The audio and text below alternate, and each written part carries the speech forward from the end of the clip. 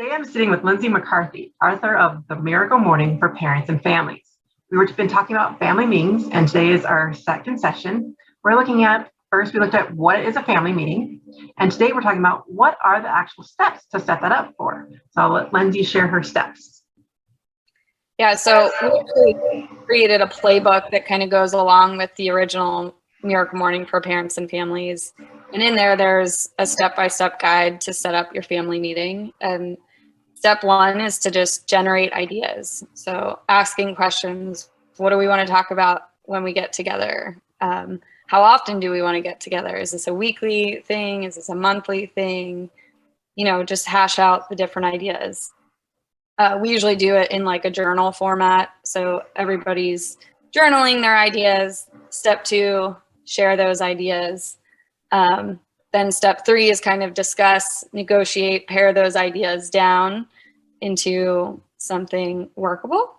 Next step is to write up an agenda for the meeting. And the last step that we like to do is close the meeting kind of with something fun. So what we do is we all put our hands in and we say 1, 2, 3 McCarthy's. And then that signifies the end of the meeting. I like that because I think that's something that I'm definitely missing from our meetings. But so for me, we took some of those ideas and we kind of integrated them together. And so one of the main things that we talked about in our families, we kind of have a list of making sure what we get through. And so we make sure we go through our family expectations. We make sure we talk about what went well during the week, what we need to work on during the week. And then we always have some sort of family goal, whether we're keeping it or moving on to another goal. Like we've had kindness for a while.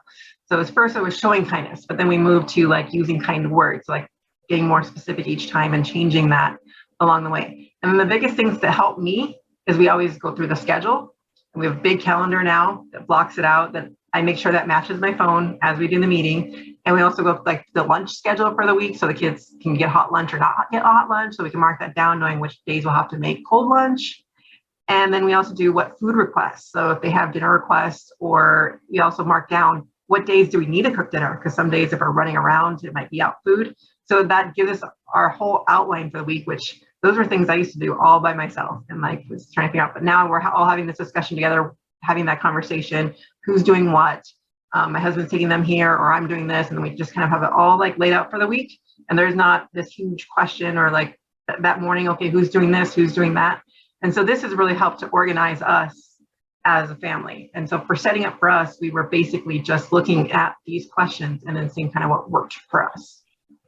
That's awesome. I think a lot of families, they get lost a little bit in like, it's so overwhelming. There's so many things to focus on. And at the family meeting, you really identify like, what are the things that are important to our family? What do we want to focus on? So another thing that we do, you know, you said you set expectations, and we have a list of family values, and we actually read our family values with our kids. And then throughout the week, we kind of say, oh, I saw Tyler living this value by this action. And, you know, so then those become real. They're not just words up on the wall. This is how we live our lives.